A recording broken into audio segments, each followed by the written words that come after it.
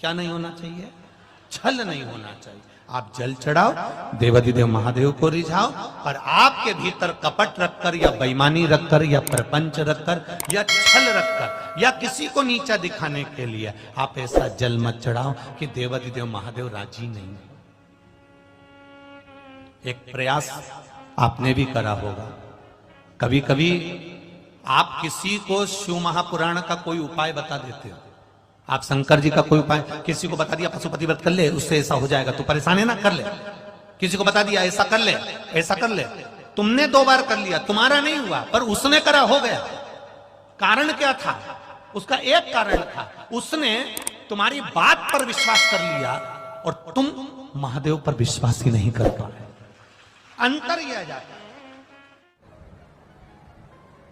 बेलपत्री के वृक्ष के नीचे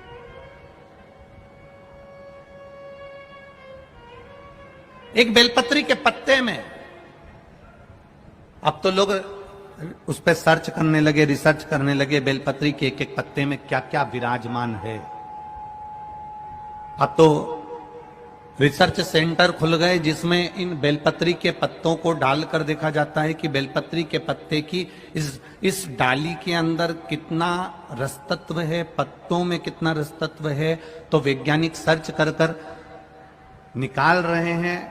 रिसर्च सेंटरों में निकाला गया कि एक बेलपत्री के पत्ते को मात्र खा लेने पर थायराइड, शुगर, बीपी और कैंसर तक की बीमारी और लीवर किडनी तक में आराम बढ़ जाता है। ये वो बेलपत्र का, ये कोई सहज नहीं।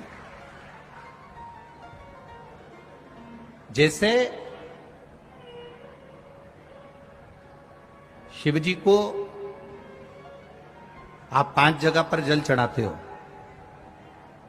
थोड़ा ध्यान देना कथा पर। शंकर भगवान को 5 जगह पर आप जल चढ़ाते हो।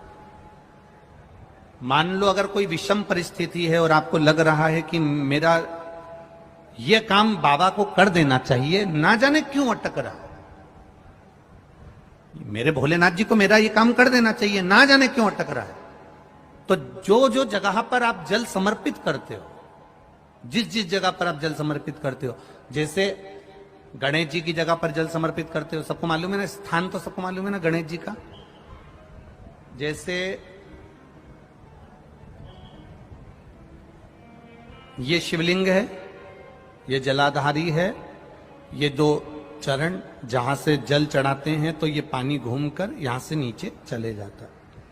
अब जरा समझिएगा, आप जब शंकर जी के मंदिर, आपको लगे कि हमारा ये कार्य हो जाना चाहिए, ये कार्य हो क्यों नहीं रहा, आखिर में इतने दिन से लगी हूं, ये काम क्यों नहीं हो रहा, सबके काम हो रहे, मेरा क्यों नहीं हो रहा, तो विश्वास रखकर 5 सोमवार, 6 सोमवार, 7 सोमवार इसको कर कर देखिएगा। गणेश जी का स्थान जहां से पानी बहता है उसके सीधे हाथ पर, वहां पर एक बेलपत्र समर्पित कर कर थोड़ा सा जल वहां समर्पित करिए। षडानंद कार्तिकेय का स्थान, एक बेलपत्र समर्पित कर कर थोड़ा सा जल वहां समर्पित करिए।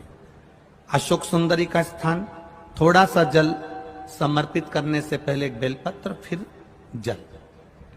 सीधे हाथ पर, वहां पर एक बेलपत्र समर्पित कर कर थोड़ा सा जल वहां समर्पित करिए। षडानंद कार्तिकेय का स्थान, एक बेलपत्र समर्पित कर कर थोड़ा सा जल वहां समर्पित करिए। अशोक सुंदरी का स्थान, थोड़ा सा जल समर्पित करने से पहले एक बेलपत्र, फिर जल। 3 स्थान। चौथा, मां पार्वती जी का हस्त कमल, एक बेलपत्र समर्पित कर कर जल चारों तरफ चढ़ाने के बाद में। 5वां, शिवलिंग के ऊपर बेलपत्र समर्पित कर कर पूर्ण जल शंकर को समर्पित कर देना। ये 5 स्थान का चढ़ा हुआ जल आपके जो काम अटक रहे हैं, जो कार्य में आपको तकलीफ आ रही है, आप बाबा को बस एक बेलपत्र और एक लोटे जल में से 5 स्थान पर जल समर्पित करने पर आप तुरंत 2 महीना भी नहीं लगेगा, मेरा विश्वास कहता है 15 या 20 दिन में बाबा उसको स्वीकार करेंगे। 15 से 20 दिन। पहला जल कहां चढ़ाना है, जम के बोलो जरा, गणेश जी वाला स्थान। दूसरा, कार्तिकेय वाला स्थान। अब इसको समझ लेना आप अच्छे से, हम ये नहीं कह रहे हैं कि तुम गणेश जी की मूर्ति पे चढ़ाओ, हमने ये नहीं बोला। हमने ये भी नहीं बोला कि कार्तिकेय जी की मूर्ति पे जल चढ़ाओ। हमने ये भी नहीं बोला कि माता पार्वती जी की मूर्ति पे जल चढ़ाओ। आप तो जो शिवलिंग रखा हुआ है और जो जलाधारी गोल है उस पे जो शिवलिंग रखा है, जहां से पानी बह रहा है, उसके राइट हैंड में गणेश, लेफ्ट हैंड में कार्तिकेय, बीच में अशोक सुंदरी, पार्वती जी का स्थान, हस्तकमल और ये शिवलिंग। आपको गणेश जी के ऊपर जाकर जल नहीं चढ़ाना, आपको कार्तिकेय के ऊपर जाकर जल नहीं चढ़ाना, आपको देवी जी के ऊपर जल नहीं चढ़ाना। आपको तो केवल शिवलिंग की जलाधारी पर और शिवलिंग पर जल चढ़ा। पहला स्थान बोलते जाओ जम के, केवल जल नहीं, बेलपत्र फिर जल। दूसरा कार्तिकेय, तीसरा अशोक सुंदरी, चौथा अब पार्वती जी को जो तुम जल चढ़ाओगी और बेलपत्र चढ़ाओगी उसमें तुम्हारा स्मरण होना चाहिए। तुम कहां बैठी हो जल चढ़ाने के लिए, तुम्हारा ध्यान कहां है, कहां बैठकर शंकर जी को जल चढ़ाना चाहिए।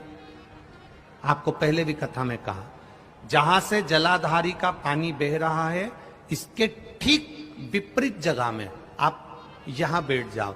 उत्तर दिशा में पानी जाता है तो आप दक्षिण दिशा में बैठकर उत्तर की ओर मुख कर कर बाबा के, मां पार्वती जी के हस्त कमल पर बेलपत्र रखोगी, जल चढ़ाओगी और वहीं से बाबा को तुरंत आनंद के साथ में बेलपत्र चढ़ाकर जल चढ़ाओगी।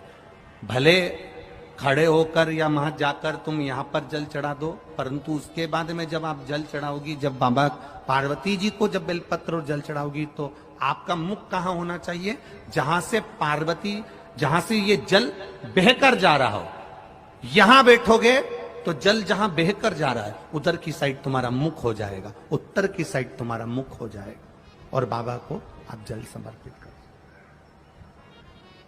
तो पहला जल बेलपत्र गणेश जी, दूसरा कार्तिकेय जी, तीसरा अशोक सुंदरी, चौथा माता पार्वती जी का हस्त कमल और पांचवें नंबर का जल भगवान शिव के ऊपर, अर्थात भगवान देवाधिदेव महादेव से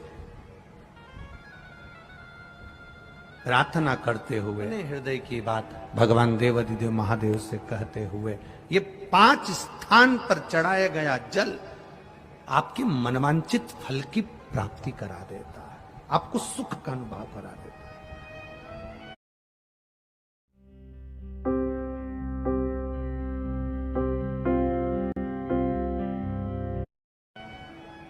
पांच जगह पर चढ़ाया,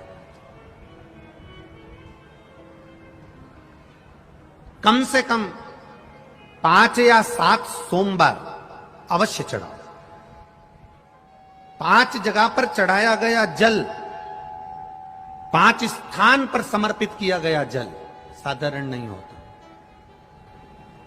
हम फिर निवेदन करेंगे, 5 जगह का जल और 5 जगह करा गया प्रणाम कभी खाली नहीं जाता।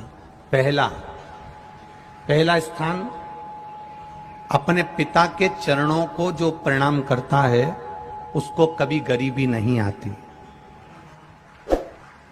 दूसरा, जो अपनी माता को प्रणाम करता है वो कभी बदनसीब नहीं होता।